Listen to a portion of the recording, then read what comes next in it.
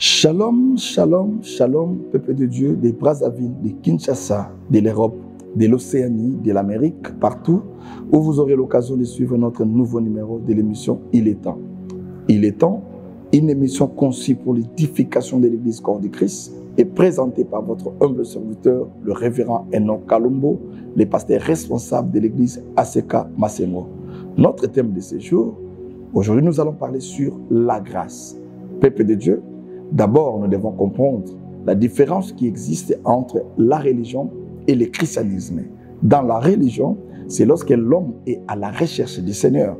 C'est lorsque l'homme, exemple des pharisiens, qui étaient à la recherche de Dieu, ils veulent réellement chercher la connaissance. Mais tandis que dans le christianisme, c'est lorsque Dieu lui-même est à la recherche de l'homme. C'est ce qui fait notre christianisme et la religion d'autrefois. Raison pour laquelle la Bible dit dans Jean chapitre 3 verset 16 que Dieu a tant aimé le monde, il a donné son Fils unique afin que quiconque croit en lui ne périsse point mais qu'il ait la vie éternelle. Dans ces moments-là, tu verras que c'est Dieu lui-même qui était à la recherche de l'homme. Il a envoyé son Fils afin de mourir pour nous.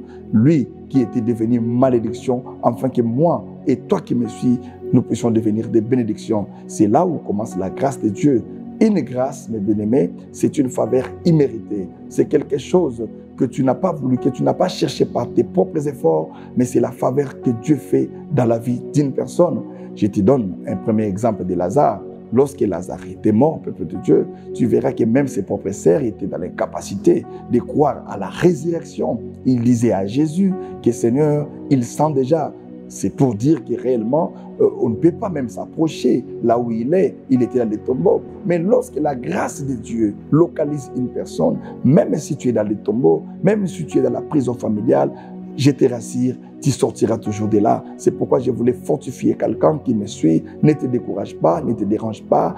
Le panier circule encore. La grâce de Dieu peut te localiser. C'est pour cela ma prière de ce jour. Et que là où tu es, là où tu me suis, que la grâce de Dieu te localise. Tu peux être dans une prison satanique. Tu peux être dans un milieu où tu n'as pas l'espoir. Mais la grâce de Dieu peut toujours te donner l'espoir. Et lorsque la grâce de Dieu arrive dans la vie d'une personne, la grâce ne regarde pas la famille. La grâce ne regarde pas l'âge d'une personne. La grâce ne regarde pas la classe sociale que tu as. La grâce de Dieu peut localiser quelqu'un qui est fatigué, négligé, abandonné par tout le monde. Je te donne un deuxième exemple, le cas de Marie, mère de Jésus. Peuple de Dieu, et tu verras qu'en Israël, il y avait beaucoup de femmes vierges. Mais un jour, Marie était dans sa maison, dans sa chambre. L'ange est apparu, il a dit, je vous salue Marie. C'est-à-dire qu'il est plein de grâce, l'Éternel est avec vous, bien-aimé dans le Seigneur. Et Marie a eu la promesse d'être enceinte de notre Seigneur Jésus. C'est-à-dire que la grâce de Dieu peut localiser quelqu'un qui n'a rien, un pauvre, qui n'a pas de valeur sur la terre, et la grâce donne de la valeur à quelqu'un. Imagine-toi, lorsque Jésus est arrivé dans la tombe de Lazare, personne n'avait donné la chance à Lazare. Où était la foi de Lazare? Il y a des fois où nous prions, Dieu n'a pas besoin de notre foi. Il y a des fois que nous servons le Seigneur. Lorsque la grâce vient au-delà, au-dessus même de notre foi. C'est pourquoi ma prière de ce jour est qu'à travers cette émission, que la grâce du Seigneur localise quelqu'un qui est désespéré. La Bible dit, de la poussière, il retire les pauvres. Du fumier, il retire l'indigent. Que la grâce de Dieu te localise aujourd'hui, toi qui me suis à travers cette émission. Nous sommes dans le livre de Genèse, chapitre 37, verset 2. Tu verras, peuple de Dieu, on parle de la postérité de Jacob. Et lorsqu'on parle de la postérité de Jacob, on commence directement par Joseph. Or, lorsque je lis et je vérifie ma Bible, je vois que Joseph n'était pas l'aîné. Le premier fils de Jacob était Ruben. Il y avait des Judas, il y avait des Issachar. Mais la Bible dit que lorsqu'on comprend, on commence par la postérité de Jacob dans Genèse chapitre 37, verset 2, on commence directement par Joseph, âgé de 17 ans. C'est-à-dire que la grâce de Dieu, mes bien-aimés, ne regardez pas les positionnements dans ta famille. Ici, j'enseigne sur la grâce du Seigneur. Et la grâce de Dieu, lorsqu'il a localisé Joseph, il n'a pas regardé que Joseph était le premier, était le deuxième, était le troisième. Non, Joseph était le 11e de la famille de Jacob. Mais lorsqu'on commence par la postérité de Jacob, on commence directement par Joseph. C'est-à-dire qu'il y a une différence entre le positionnement des hommes et le positionnement de Dieu. C'est-à-dire que nous, les hommes, nous regardons l'aîné physiquement. Mais l'Éternel Dieu, lorsqu'il regarde les aînés, il regarde d'une manière spirituelle. C'est pourquoi, peuple de Dieu, je voulais enseigner quelqu'un que lorsque vous êtes dans une famille, L'Éternel Dieu choisit quelqu'un. Il ne regarde pas les positionnements. Il ne regarde pas parce que tu es le deuxième ou le troisième ou le premier. Selon les humains, l'aîné, c'est celui qui est sorti le premier dans le sein maternel. Mais selon Dieu, l'aîné, c'est celui qui a la grâce et la faveur de Dieu. Alléluia, que l'Éternel bénisse quelqu'un. C'est pourquoi je voulais dire à quelqu'un, peuple de Dieu, tu peux être 11e de ta famille, tu peux être 3e de ta famille, tu peux être même le 2e de ta famille. La grâce de Dieu ne regarde pas les positionnements dans votre famille. Si la grâce de Dieu repose sur quelqu'un, et je voulais dire à toi chrétien, nous devons respecter la grâce du Seigneur. Si nous regardons bien nous, les chrétiens, nous avons du mal à soutenir les gens que Dieu élève au milieu de nous. Nous avons du mal à soutenir les gens, les héros que Dieu nous donne.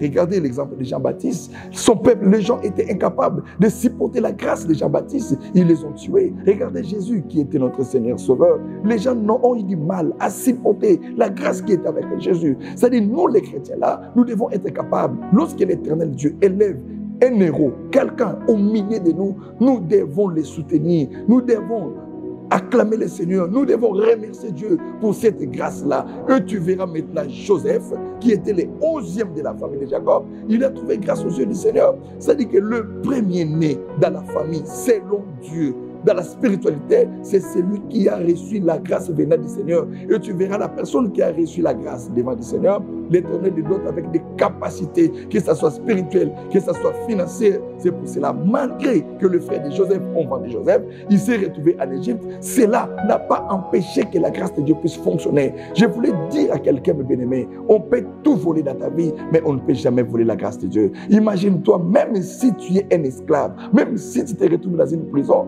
la grâce de Dieu fonctionne même dans la prison. Imagine-toi, Joseph s'est retrouvé dans une prison, mais cela n'a pas empêché que la grâce, les dons que Dieu a mis en lui, qui étaient des songes, même de la prison, ça fonctionnait. Je voulais dire à quelqu'un, partout où tu peux être, là où tu es, peu importe ta position, peu importe ta situation, ne te décourage pas. Si tu as la grâce de Dieu, cette grâce-là doit toujours fonctionner. Et lorsque la grâce de Dieu te localise, peuple de Dieu, crois-moi que tu seras réellement un héros, tu seras réellement un enfant de Dieu. À travers ces partages, à travers cette prédication, je parle à une personne, je voulais fortifier quelqu'un, ne te dérange pas. Ta position, les réalités, les difficultés que tu vis, cela ne peut jamais mettre en cause la grâce que Dieu a mis en toi. Non, ça n'existe pas. Nous devons toujours avoir la foi, la confiance en Dieu. Nous devons toujours croire de ce que Dieu nous a donné.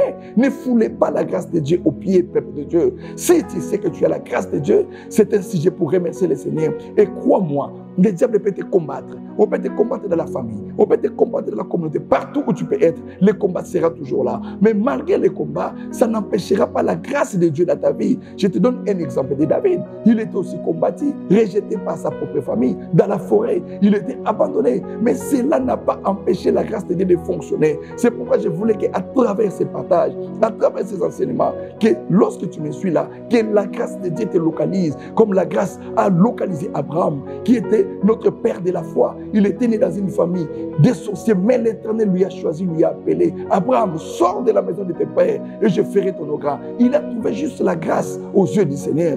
Toi, chrétien qui me suis, ne te dérange pas. Ma prière de ces jours à travers ces enseignements est que la grâce de Dieu te localise là où tu es. Et lorsque la grâce de Dieu te localise, mon frère, ma soeur, tu seras réellement un héros. Regardez cet homme de 38 ans dans la piscine de Bethesda. La famille l'a abandonné. Il était seul. Il voyait les gens tomber dans la piscine et être guéri. Mais lui n'était pas guéri. Mais lorsque la grâce a pris les pieds, mes bien-aimés dans le Seigneur, la grâce est entrée dans la piscine de Bethesda. La grâce n'a pas cherché d'autres personnes. Il est arrêté devant cet homme de 38 ans dans la piscine de Bethesda et lui a demandé, que veux-tu que je fasse de toi? Peuple de Dieu, laisse qu'à travers ces enseignements, toi qui me suis, que la grâce de Dieu te localise. La grâce de Dieu ne regarde pas la durée de ta souffrance. La grâce de Dieu ne regarde pas la souffrance que tu traverses. Non, la grâce de Dieu peut te localiser. Et lorsque la grâce te localise, ta vie changera. Que l'Éternel Dieu bénisse quelqu'un qui nous suit à ce jour. C'est pour cela, là où tu es, je veux qu'à travers cette prière de 30 secondes, que la grâce de Dieu puisse te localiser. Ferme les yeux, toi qui me suis, prions au nom de Jésus. Père éternel, ma prière de ce jour à travers cet enseignement, à travers ces messages, à travers cette prédication, que la grâce de Dieu localise quelqu'un, qui a la souffrance, qui traverse des moments difficiles, mais qui suit cette émission. Il traverse des moments tellement difficiles, il ne croit plus que Dieu existe. Je déclare au nom puissant de Jésus, la Bible dit que tu accompagnes les paroles de ses serviteurs par des miracles et des prodiges. Je veux qu'à travers cette prière, à travers cette parole, que la grâce du Seigneur, la grâce de Dieu, au travers de son serviteur, l'évêque Pascal Moukouna, localise quelqu'un, un garçon, une fille, un papa ou une maman qui nous suit à ce jour, au nom puissant de Jésus. Amen. Que l'éternel Dieu de l'évêque Pascal Moukouna bénisse quelqu'un qui a eu l'occasion de nous suivre et que Dieu bénisse les enfants de l'église ACK Massengo ainsi que mon réalisateur. Et veuillez vous abonner dans notre chaîne YouTube Dimension TV. Que cette parole, que cette émission soit une bénédiction pour l'église corps de Christ au nom puissant de Jésus. Amen.